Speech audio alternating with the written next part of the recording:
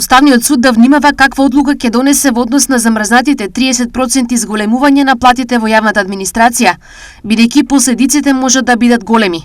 Порача денес претседателот на УПОС Трпе Дејановски од протестот на вработените во јавните институции.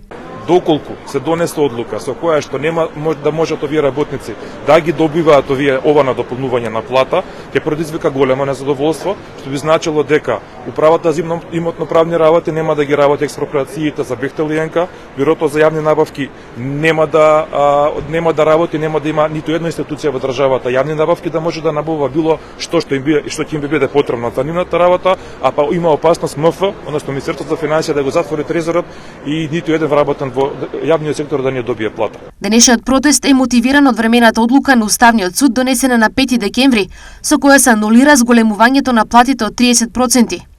Зошто Уставниот суд донел ваква одлука, Дејановски нема објаснување. Зошто го направи тоа Уставниот суд и нас се уште не е нејасно, бидејќи од моментот на поднесување на иницијатива до за донесување на временна мерка помина само еден месец, а Уставниот суд за наши иницијативи нема одлучено 2,5 години.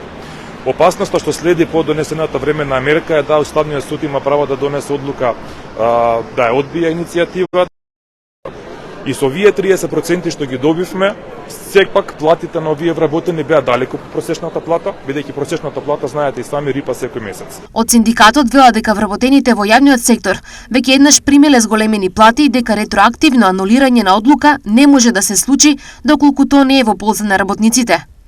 Решението според нив е следното. Ние сакаме нов колективен, бидејќи за вработените и во Министерството и за Бюрото за јавни набавки и во управата немаме до сега колективни договори, а најлесен начин е колективен договор, бидејќи доколку се иде со закон, тоа е веќе голема процедура. Во државната и јавна администрација која ги застапува УПОС има околу 600 вработени.